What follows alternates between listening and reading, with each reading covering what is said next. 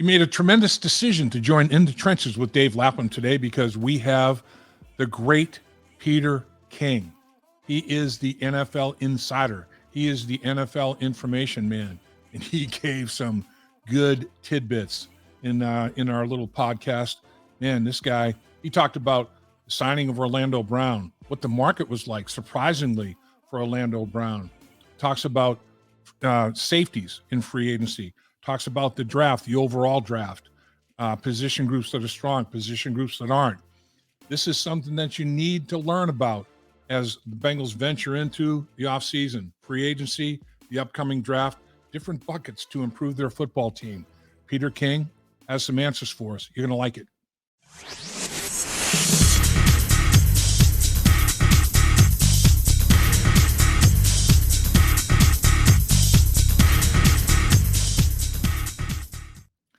Thanks for joining us in the Trenches with Dave Lapham, brought to you by First Star Logistics, as always, in our outstanding studios. And we have a guest today, the man, the legend, the one, the only, Peter King.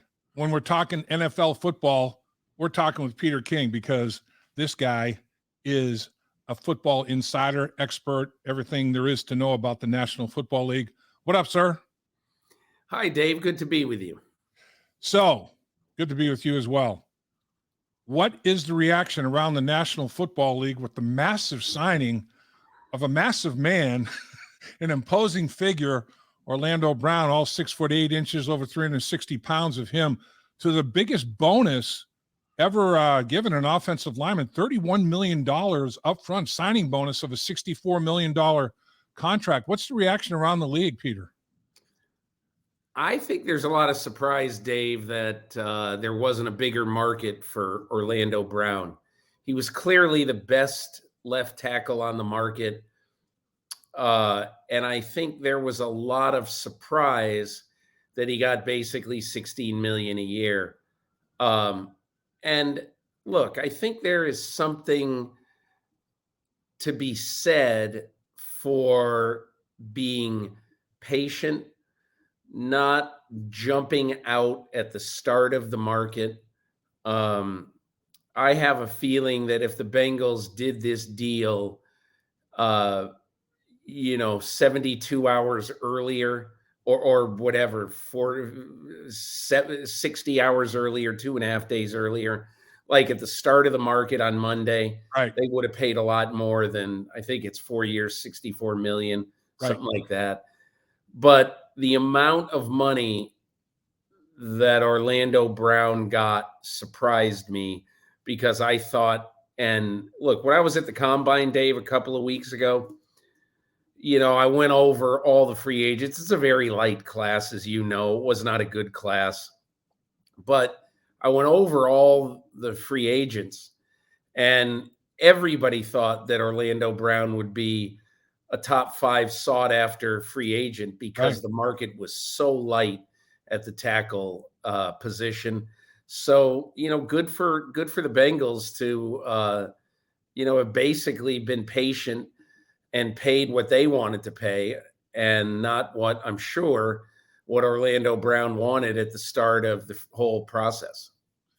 Yeah, patience comes to mind. Another P word that comes to mind is pivot. You have to have an ability to pivot quickly. And as we know, the Bengals organization is lean and gets criticized quite often about being too lean. But when things like this happen, when Orlando Brown fell in their lap, I mean, they meet every morning with, ownership, head coach, scouts. Everybody's in these meetings at 8 o'clock in the morning, and it's not like turning the Queen Mary. They pivot quickly. And, Orlando Brown, like you're describing, fell into their lap. And it was like, we got to take advantage of this opportunity. And they were able to, be patient and then pivot and get it done. I think that's another thing that really stood out to me in this transaction. The other part of it is, it turns out now that, the contract that Mike McGlinchey got in Denver was actually, I don't want to say significantly higher, but it was markedly higher. Yeah. And he got 17.5 a year. Orlando Brown got 16. And, McGlinchey with $53 million guaranteed is an awful lot. for an offensive lineman. But I guess I would say this, Dave, that this is an odd year for free agency. Most years, as one agent, very prominent agent, who had 10 players in the class this year, 10 or so. Wow. He said that this year we'll see the obliteration. It wasn't obliteration, but basically the obliteration of the middle class in the NFL. And he said, and I said, what do you mean? And he said, in essence, you're going to see a lot of players get good money because that always happens in free agency, but you're not going to see a lot of people getting, say 10 to 15 million a year on the second level of, big money free agents. And he said most of the time you do see that, but you're not going to see that this year. You're going to see teams being really, really patient this year. And if you look at those numbers, you would say, okay, like maybe Juju Smith-Schuster, maybe Jacoby Myers. And, there are a few other ones, but a lot of the names that I thought were going to do really well in this just did well. And a lot of the players who you normally would say, well, he'll get 12 or 13 million. There's not that many contracts this year where teams paid in the middle of the market, at least yet. That's interesting. Do you think it'll just be a slower process? So, didn't jump out and overpay, quote, overpay, the big names. And then it kind of, it just trickles down from there. Do you think, by early April, mid-April, right before the draft, there'll be some signings that'll be, again, not market breaking, but patience, and the market numbers will dictate that the teams are going to get pretty good deals and their patience will pay off. Do you think that will continue?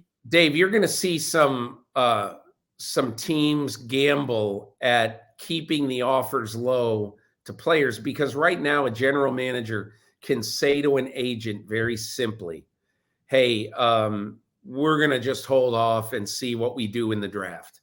You still got a lot of players out there left, obviously.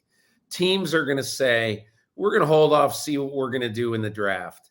And then a player is going to have to decide, okay, I've got 3 years, $13 million with half of it guaranteed on the table right now.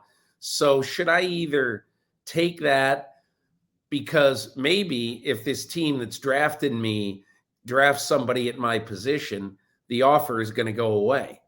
So maybe that player will then just say, I better take what's here right now. Right. And then finally, I think you're going to see a market develop, because it always does after June 1st, because there's a lot of post June 1st cuts that basically result in teams having a lesser salary cap burden for this year. And so they've got a little bit of money to spend the first 2 weeks of June. But as usual, I'd expect there to be a lot of guys signed in that period, but not a lot of big names. It's interesting. There are basically like 3 buckets. You can re-sign your own free agents. You can sign other teams' free agents, and then the draft. And the Bengals, they made the big splash with Orlando Brown, but with part of it is, okay, Joe, you're the guy.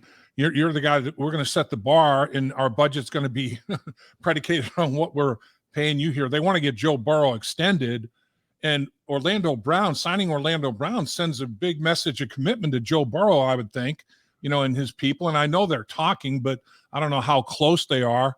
But if they can get, their focus is not only their own free agents. They've re-signed role player free agents, but they want to get Joe Burrow, T. Higgins, Logan Wilson. They re-signed Pratt. They want to get those guys that they can extend because they've played 3 years of that rookie contract. Their core players, get them signed.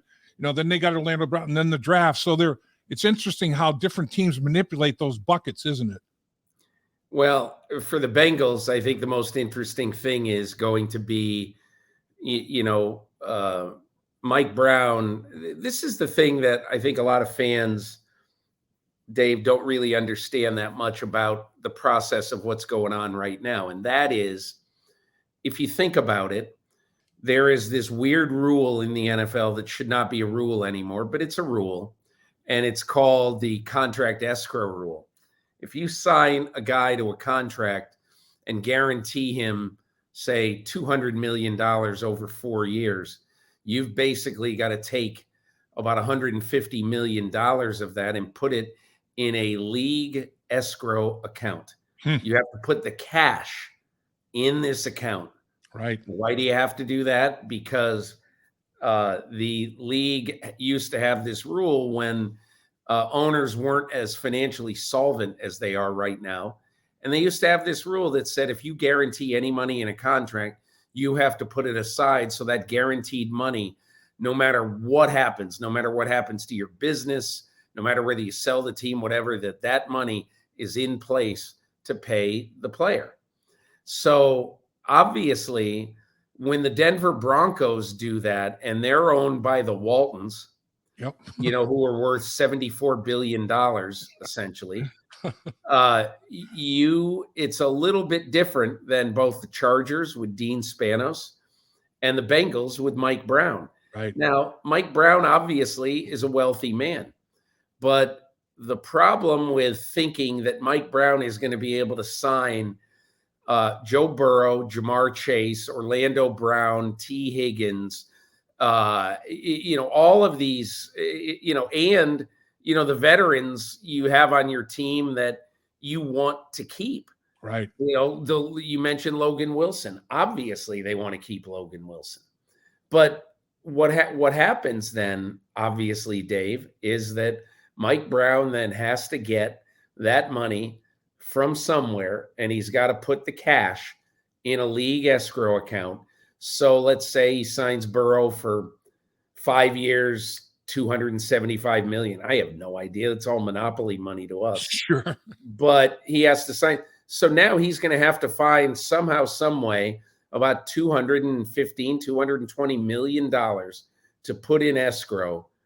And that matters to Mike Brown. Sure. And so, that's why when I think of the Bengals keeping the band together, you know what I think of? I think of the way that, that a lot of teams just blindly will say, we got to keep everybody together. We have to do it. And I'm sure that the Bengals want to do that. But in my opinion, if T. Higgins, were to get to the market, let's just say if T. Higgins, and let's just assume for a minute, okay, that T. Higgins, whose contract is up after this year, let's say he plays this year, on his current contract. And I don't know if he will or not, but let's just say he does. He's a fourth-year player. He's still very young, and he's highly regarded around the league. And you know what, Dave? The receiver group in free agency this year was awful. Right. The receiver group in the draft is a C- group compared to the last few years. So what I'm saying is that, I mean, for the Bengals to keep him off the market next year, even to franchise him, right, is really that's a lot. And so I guess my overriding point here is that I don't necessarily think for sure that they're going to be able to keep all their guys. Yeah, you can't pay everybody $10 million. You just can't do it. Numbers don't jive. Let me ask you then, Peter. The other area where the Bengals are going to have to make some sort of moves, they lose their two starting safeties, the killer bees, Bates and Bell. So, they drafted last year accordingly. First round pick Dax Hill, fifth round pick Tyson Anderson. He gets hurt, but I mean they've got young guys. But in my mind, if there's and there's a little bit of money left, obviously, in free agency after the signing of Orlando Brown, I would try to get a veteran safety, and then address another one, potentially in the draft. what is the safety market like in your estimation? What people's opinions are around the league in terms of veteran safety, and what's the draft like in terms of the safety position overall, in your opinion? Hey, Dave Lapham here to tell you about one of Cincinnati's fastest growing companies, First Star Logistics. They're currently drafting freight brokers to join their sales team. Apply at firststarlogistics.com. First Star Logistics, opportunity knocking. I think the really interesting thing about the safety market this year, quite honestly, is that it's a lot like the rest of the free agent market. You know, there might be one or two guys in there, but then you have guys like, to me, I mean, if I were the Bengals, I'd try to set up a meeting with Taylor Rapp. So he is a hybrid safety. He's played all over the secondary for the Rams. Right. They love him. They're looking to shed salary right now. So he's one. I think one of the other guys who would be interesting to look at, but I'm not totally absolutely sold on him. And look, this is going to be something that definitely is going to cost money. One of the top 3-4 safeties is still out there, Chauncey Gardner-Johnson. Mm-hmm. But I think he's going to be a little bit pricey compared to what the Bengals would want to spend. I would think, and I don't know, I mean, I know the Packers love Adrian Amos. He's 30 or 31 years old now. So he's got a lot of tread that's been wearing on his tire. But those are three guys I'd be interested in. I mean, I don't know how old Taylor Rapp is, but he's young. He's, I don't know, 26, 27 maybe. So he's definitely got some prime left. But as far as a veteran guy, if you were saying to me, who would you want to sign right now at a reasonable rate of pay who could be what Vonn Bell was, just in terms of he's been in a winning program, he's a good leader, and a really good guy? I would say Adrian Amos. And I know that he's getting up there in years, but this is probably a year-to-year proposition now, except with a guy who you're going to draft, Ann Hill, from last year. Right. And Nick Scott is another name that is. Yeah, that he's good. He's good. Yeah. He's supposedly coming in for a visit today. That's the rumor mill, is that Nick Scott. Well, you know about Nick Scott, you know what's really funny about him? He went to Penn State, and he was, until his last year at Penn State, he was strictly a special teams player. Huh. And when the Rams went in to scout him just for special teams, like a late round pick, they thought Les Snead, the GM of the Rams, watched tape on him. He played some at safety in his last year at Penn State. And what the Rams try to do is they try to get some day 3 guys who were developmental players. Right. And so Scott turned out to be an incredible find for them because he played 2 years of specials, and then he really morphed because of injury into a good safety, started in the Super Bowl. And a little known fact about him, and I know because I wrote about this that is so cool, is that until Tom Brady came back to play last year, Tom Brady's last interception, and then he announced his retirement. He ended up coming back. Right. But if he had stayed retired, the last interception he threw would have been to Nick Scott. Wow. In a Tampa Bay, Los Angeles game. But and a great guy. I think he would really check a lot of boxes for the Bengals. And we'll get you out of here on the college guys. I mean, I think there are a couple of safeties that are being projected by the experts to go in the first round, but there's a big group in that day 2, second, third, and then fourth, fifth, and sixth. There's safeties at some of those spots. You think the Bengals probably take one at some point in time? I would think what happens this year in the draft is, so the Bengals, I would think, and this is going to sound crazy, but I would bet that by the end of day 2, they have another receiver. And you say, oh my God, another receiver? Yeah. Just, I would think, because you can't count on keeping those 2 great receivers. Right. And even Tyler Boyd is he could have a really good market. But then after that, I don't think it's not a great year for safeties, but Yeah.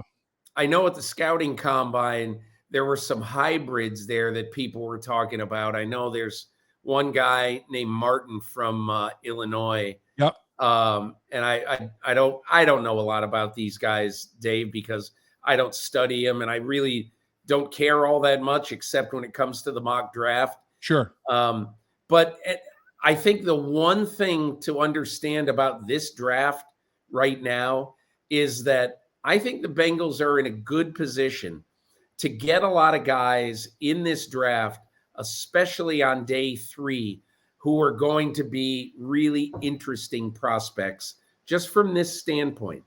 Okay. A lot of teams right now are basically, I think, going to be trading back to try to accumulate more picks, because the book on this draft that I was hearing at the combine is that there's very little difference between like 50 and 125. So I would expect there to be some trade backs. And then I think like a lesser market, like the safety market, you're still going to see some guys, from like 100 to 150. And to your point about the Bengals drafting a receiver, they drafted 2 safeties when they thought, we're not going to be able to keep both safeties. Well, they lost both, and they drafted Dax Hill in the 1st round and Tyson Anderson in the 5th round.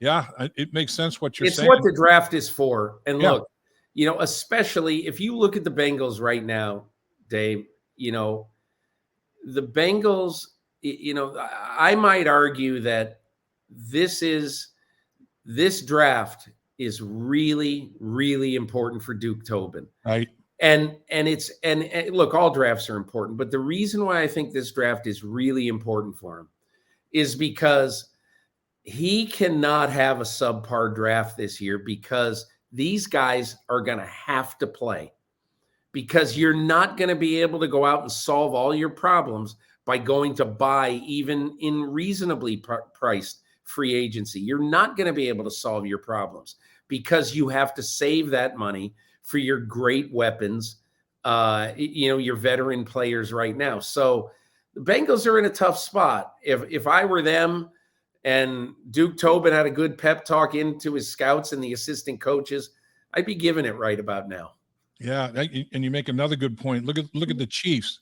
6 rookies, impact players, 3 in the secondary, started against the Bengals in the AFC Championship game. I mean, they had a draft class that they developed these young rookies, man, and they all had impact. Hey, Dave, can I just tell you I'll just tell you one other thing as we go out. But what really is interesting to me, and I was just figuring this out today, that from one of the reasons why some teams are always kind of chasing their tails, okay?